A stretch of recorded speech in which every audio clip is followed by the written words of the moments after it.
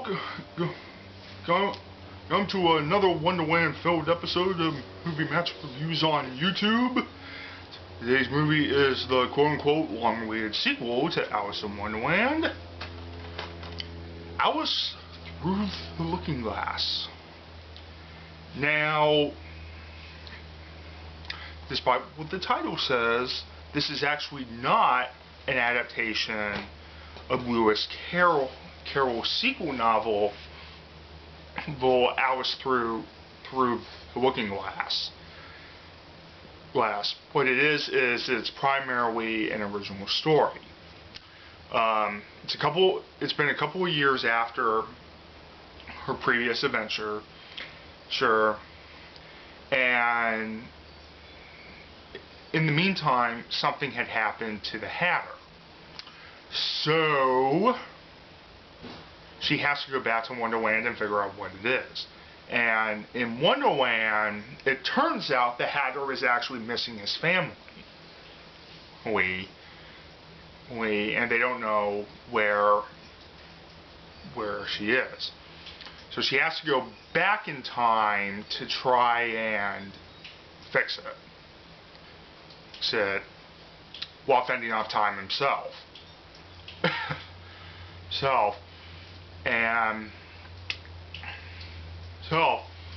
Now, with this one, Tim Burton actually didn't return to direct. He produced the movie. But this was a different director. It was the guy that did the Muppets. And it's one of those sequels that it wasn't bad, but it wasn't good either.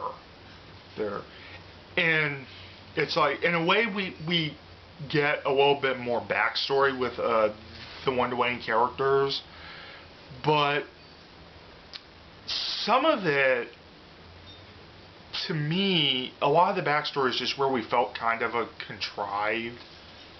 Like the fact that the Red Queen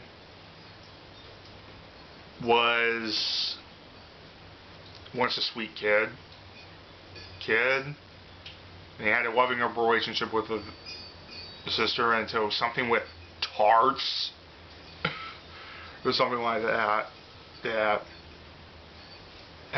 It's like, and also the tone of the movie kind of felt a little inconsistent, because I think the original was done without the intention of making a sequel. And then when the sequel was activated, they almost had to override everything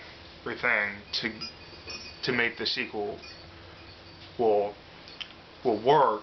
Whereas with Now You See Me, where that was obviously done,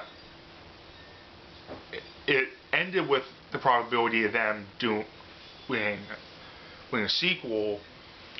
And while it was a different director, as I said in the Now You See Me 2 review, it was obviously the same, most if not all of it, the same team came back to do the sequel, so there was a little bit more consistency here. Here, it was almost the same basic principle. It was the same team, but the film's tone didn't really feel, again, like I said, the key word is consistent. Consistency. But the rest of the cast was good. Again, like I said, I liked the fact that we got a little bit more of the backstory with the Wonderland characters and all that, even if a lot of it was kind of contrived in some way. So yeah, it's like, it's one of those sequels where it's just average.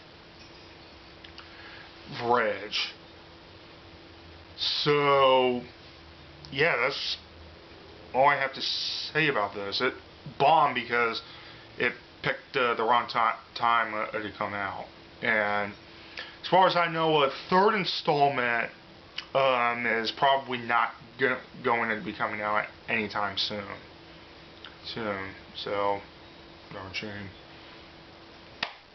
That was Alice Through the Looking Glass. You can check the channel for my previous stuff. And the next one will be, although I don't know when I'll drop it, but it will be a video essay on whether or not when Spawn Time had jumped the shark. So that's Movement signing off.